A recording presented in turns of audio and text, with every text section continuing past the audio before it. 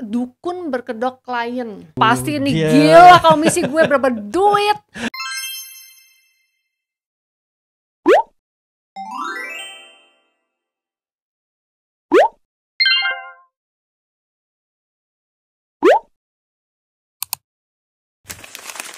Halo, Hai guys, welcome back to my YouTube channel. Nama saya Olivia Lim saya dan Benitio. Aduh, ya, Benitio ya, bukan Iya. Beni Purnama. Nama kamu tuh sebenarnya siapa sih? Beni Purnama atau Benitio? lebih enak pendek gitu. Jadi Heeh. supaya orang ngingetnya gampang ya Benitio gitu. Oh gitu. Nanti Iya. tahun depan ganti lagi. Enggak. Susah. Beras merahnya, beras putih, beras merahnya repot. Berapa tuh beras putih? Aduh. Oke, ya udah. Ini sebenarnya bukan podcast pertama kita ya. Cuma ini podcast pertama kita yang pakai peralatan podcast beneran gitu loh. Jadi bisa dibilang anggap aja ini podcast pertama gitu ya. Iya, betul. Ya, jadi segmennya itu aku juga udah dapat namanya. Jadi segmennya cerita Olivia Lim. Jadi nama podcastnya ini Segmennya Oh, cerita segmennya. Olivia Lim. Tadinya mau podcast Olivia Lim udah banyak yang pakai misalnya. Terus kita tadi mau yang berhubungan sama properti, tapi takutnya nanti kita mau bahas yang lagi booming yang gak berhubungan sama properti, jadi nggak nyambung gitu. Mendingan ya lebih aman cerita Olivia Lim aja. Jadi bisa cerita apa aja gitu. Bisa ya? cerita apa aja, dan kalau bisa kita hubungan sama properti ya. Oke. Gitu. Oke. Nah, kita jadi sekarang ini mau sesuai janji kita kemarin, kita mau ngomongin mengenai kelanjutan dari ngegosipin klien. Gosipin, bukan gosipin sih. Ini cerita. Cerita. Ya. Tapi kan kata gaulnya itu gosip sebenarnya. Jadi mau cerita apa nih hari ini? Iya. Cerita dukun berkedok klien. Dukun pura-pura jadi klien. Iya. Apa klien? Ada yang pernah ini dapat gak klien kayak gitu? Atau klien pura-pura jadi dukun? Dukun berkedok klien. Oh, Kalau dukun misalnya berkedok. kliennya dukun gimana nih? Kita nggak bakal mau ketemu lah. Gitu. Ini kan cerita klien kamu. Oh, oke. Walaupun listingannya temen gue gitu ya. Iya. Kita gua lu dong biar seru. Oke. Jadi Ya. Jadi siapa yang mau cerita? Gue kan? Ya lu lah. Oke. Jadi gini cerita. Ini langsung mulai aja. Oke. Langsung aja lah ya. Langsung aja ya. Oke. Jadi ceritanya gini. Kami punya listingannya udah tahapannya udah bagus, terus diiklanin, lalu ada beberapa klien yang langsung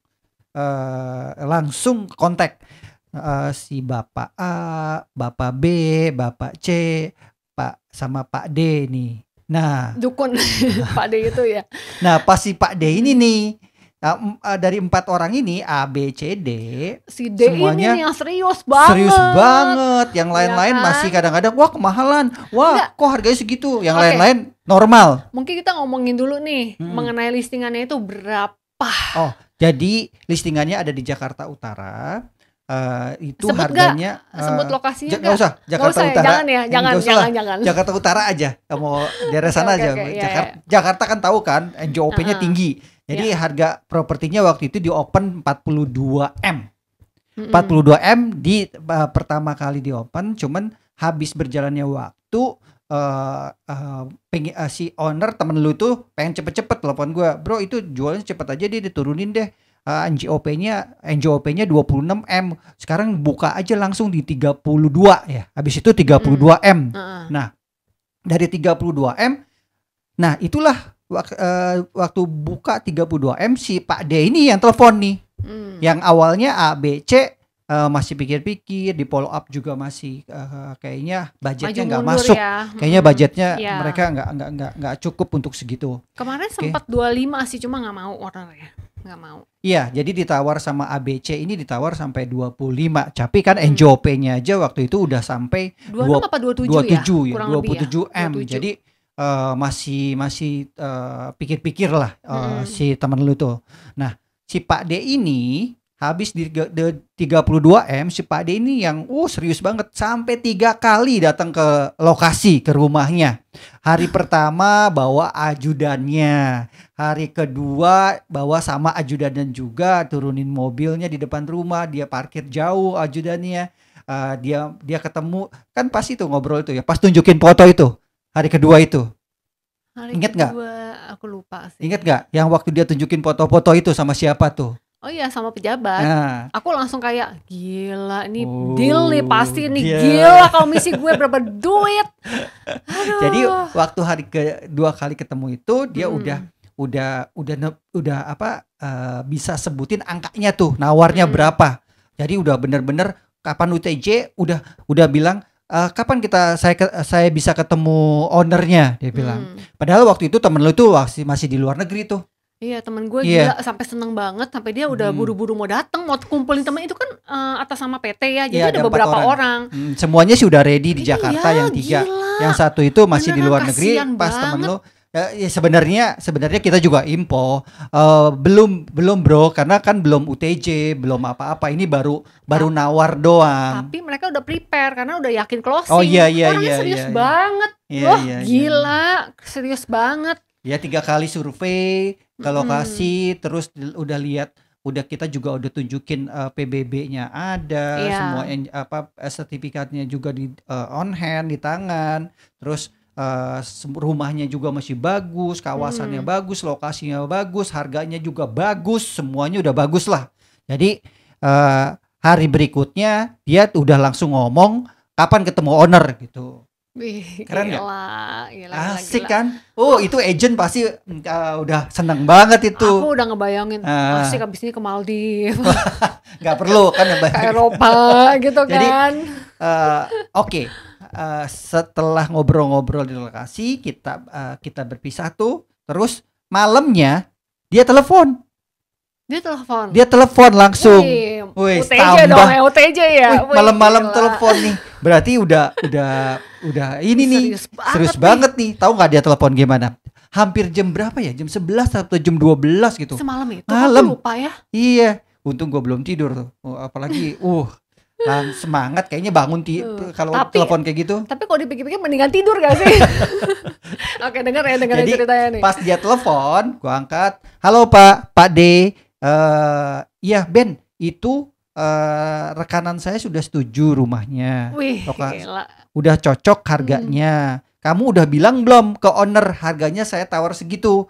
Terus gue bilang kan ke dia, saya sudah komunikasi sama owner. Jadi nanti Bapak bisa ketemu langsung owner, negosiasi langsung. Owner yang minta seperti itu. Terus tapi Ben, sebelumnya ini ada syaratnya.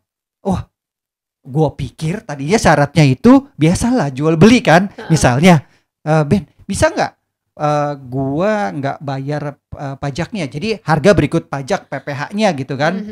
Misalnya si owner yang bayarin, jadi paling tidak dari harga yang dia tawar dia masih dapat harga lebih murah lagi gitu. Ya, banyak yang kayak minta pendapat dong, gimana sih kalau gua gini-gini kan. Dia bilang terus ternyata syaratnya bukan itu.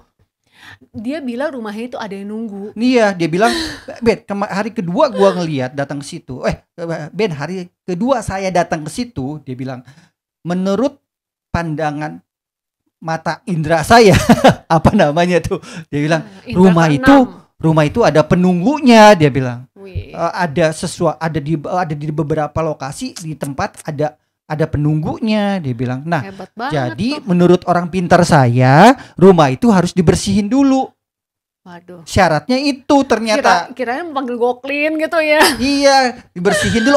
Oke Pak, gampang. Saya siapin saya potongin rumput-rumputnya, saya bersihin, saya pel. Ya kan? Saya bilang, oke, rumput gampang Pak, saya nanti tebangin. Kalau Bapak belum mau pakai, nanti rumputnya ditutupin terpel aja supaya nggak hidup lagi. Wah, itu pokoknya cerita bukan, nggak bisa begitu, dia bilang. Jadi menurut orang pinternya dia harus ada yang dibersihin semua tuh penunggunya. Syaratnya ya dia sebutin sih. Mesti ada ritual. Mesti ada ritual. Kayak ritual gitu ya. Nggak tahu deh. Ritual. Wah, udah mulai bingung tuh gue tuh. Bingung ini mau jawab apa ya. Iya. Aduh, cuma dia tuh diem aja karena dia mau tahu gitu loh, ini orang maunya apa sih gitu kan. Masih belum tahu dia tuh ada something gitu loh. Iya. Ternyata. Oke lah, ngobrol-ngobrol abis itu coba Pak Bapak nanti infokan ke saya aja mesti gimananya. Habis itu teleponnya singkat cerita ya sudah selesai gitu kan. Besok paginya bangun pagi, ting tung masuk tuh WhatsApp Apa? dari UTJ? Pak D tuh. Transferan UTJ, bukan? Oh, pikirnya begitu. Wah, langsung enak nih si Pak D langsung UTJ nih. Wah, UTJ-nya MM-an kan. Wah, udah UTJ nih. Pas dibuka, dibaca, Ben ini loh syarat-syaratnya. Jadi buat ngebersihin tuh rumah, ada syaratnya ada 5. Apa? Bukan duit UTJ, bukan bukan bukti transfer, bukan. Jadi syaratnya 1, dia bilang ada ayam cemani ayam cemani hitam, ayam cemani putih, terus daun kelor sama batangnya, terus sama dupa, sama satu lagi, gue lupa apa lagi satu lagi ya. Telur bukan sih, apa bunga kayaknya. Bunga ya, bunga 7 rupa. Dia bilang, "Nanti kamu tolong siapin." Wah, ini bingung gua mau balas apa ya. Kamu pikir, wah ini orang udah nggak bener Iya. nih. Tapi kamu akhirnya ladenin juga karena kamu mau tahu sampai sejauh mana, ya kan? Kamu tahu itu udah nggak masuk akal sebenarnya, nih orang dukun nih, ya kan, nipu nih. Terus yang lucunya kau bilang, oh ya Pak, tapi agak susah ya Pak ya nyiapin bahan barang-barang kayak gitu, nyarinya di mana? Tahu gak dia bilang apa? Dia bilang apa tuh? Jadi dia langsung telepon, Ben, kalau kamu nggak bisa siapin barang-barangnya, saya ada orang, jadi kamu transfer aja ke orang saya. Sebesar 5 juta, nanti dia yang beliin. Nah, abis itu Jumat ini kita langsung ke depan rumahnya. Nggak perlu masuk rumah, dia bilang di depan pagernya aja. Jadi kan kita belum sama gue juga bilang, Pak mana bisa di depan rumah orang, apalagi masuk rumah orang. Nggak usah, dia bilang di depan rumah orang, di depannya aja, di depan pagar nggak apa-apa, cuman sebentar kok, paling cuma 5 menit dia bilang. Gila. Gue cuman masih gue ladenin tuh seru-seruan aja. Wah Pak, nanti kalau orang lihat gimana, kan ada security, ada orang lewat-lewat, mobil-mobil. Enggak kok, nggak bakal kelihatan, kita juga kan gelap di situ kan, dia bilang. Oke, jadi dia bilang kalau kamu nggak bisa sediain ayam cemani hitam putih, dupa, daun kelor, sama bunga 7 rupa, ada orang saya, kamu transfer aja ke dia, nanti dia sediain.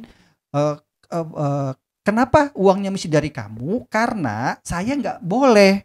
Orang pintar saya bilang, kamu nggak boleh keluarin dulu sampai bersih. Kalau udah bersih baru bisa keluar uang. Iya, makanya bisa maksudnya bisa transaksi. Iya, gitu kan? bisa transaksi. Jadi nggak boleh dia bilang pakai uang saya. Saya nggak bisa Ben pakai uang saya. Bukannya nggak ada uang, dia bilang. Oh iyalah, orang 40M mau dibeli. Gila sih, itu jadi modusnya itu ya guys ya. Jadi dia itu penipu, dia tuh nipu agent sebenarnya untuk kita keluarin uang receh 5 juta gitu loh. 5 juta. Iya. Dia tuh licik banget. Dia cari leasingan yang gede-gede, yang MM-an karena mikirnya ya kan komisinya kan. Dia mikir kita dapat komisi gede, kalau kita keluarin 5 juta kecil lah ya, gitu kan. Cuma kan please deh. Gila, itu orang tuh benar-benar kayak di luar nurul banget, dipikir kita bego kali ya. Aduh, untung gue sering ke Banten ya. Untung aku sering dengar cerita horor, jadi tahu loh. Oh gila, yang cemani apaan nih gitu kan. Tapi jadi pengalaman, mungkin teman-teman juga ada yang pernah ngalamin, nanti bisa sharing-sharing. Mungkin banyak. Itu kayaknya berkeliling deh dia deh. Keliling gitu loh. Bisa kayak jadi nyari-nyari mangsa agent-agent gitu. Gila sih. Aduh, aku sebagai teman yang punya owner ya, jadi nggak enak sebenarnya. Iya. Walaupun dia nggak tahu ya kejadian sebenarnya ya. Gue nggak bilang sama dia. Jadi pada saat dia bilang, Ben, bro, gimana bro? Itu jadi nggak? Wah, gue udah tahu tuh mesti jawab apa ke temen lu tuh. Bro, sorry bro, itu orang masih mikir-mikir, belum UTJ soalnya sampai hari ini. Jadi kayaknya sih masih belum tahu ya ini serius atau enggak. Padahal dia juga bingung, kita juga bingung, dia juga bingung. Ini orang udah serius banget dia sebenarnya ya. Masa gue mesti ceritain, bro, ini dia minta 5 juta suruh, ini boleh enggak? Bisa diketawain. Aduh, benar-benar di luar nurul sih. Ya mungkin gitulah ceritanya. Mungkin yang punya pengalaman yang sama gitu ya, bisa komen di bawah kali ya, biar ceritain pengalamannya, atau ada yang unik lainnya gitu loh, mungkin bisa cerita di komen aja gitu. Nah, udah ya abis itu ya. Udah selesai. Udah saya kita lupakan ya, kita blok ya orangnya akhirnya Langsung ya. kita lupakan, nggak di blok sih. Enggak ya, enggak. Dan Soalnya takut. takut ini ya di apa jadi tumbal. Ya pokoknya cerita kali ini di luar Nurul saya emang sih, tapi masih banyak lagi cerita di luar Nurul lainnya. Pokoknya kalian ikutin aja cerita Olivia Lim yang gak kalah seru nih, nantinya nih ada banyak banget tuh pengalaman dia sama cerita teman-teman agent kita yang lain. Pokoknya buat kalian jangan lupa subscribe channel ini, like video ini sama komen di bawah kalau misalnya kalian ada ide atau kita mau cerita apa gitu, kalian tolong komen Bisa di email, aja. bisa di email. Ke Email email juga ke ya? kita. Oh Jadi iya ya. skripnya kita bisa lihat, nanti kita bisa ceritain. Tulis nama agentnya siapa, nama Iya benar-benar kalau ada sumbernya. Benar-benar kayak cerita horor aja, kayak cerita horor biasa kan gitu kan, ke email gitu namanya siapa, ceritanya apa, nanti kita bisa ceritain di sini nih. Agent juga ada cerita horor, banyak pasti. Oh banyak kayak aku juga nanti kita cerita. Oke. Ya. Oke, sekian dulu Ini aja. mau diceritain ini? Hah? Oh iya. Linknya? Oh ya, ini buat ini yang mau alat-alat podcast yang terjangkau tapi yang nggak main-main ya, dia punya kualitasnya. Kalian bisa beli di kolom deskripsi, aku udah kasih linknya. Jadi ini aku recommended banget ya. Ini nggak endorse, aku beli sendiri. Tapi aku bisa akuin ini bagus banget. Oke? Gitu Jernih aja. Suaranya. Jernih banget. Oke guys, see you on my next cerita, video di cerita Olivia Lim. Begini ya? Pakai ini dong, pakai ini. Pakai apa? Nora.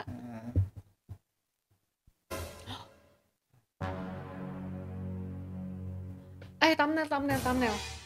Foto thumbnail. Kita gini dong. Dukun itu mesti gimana? Gini.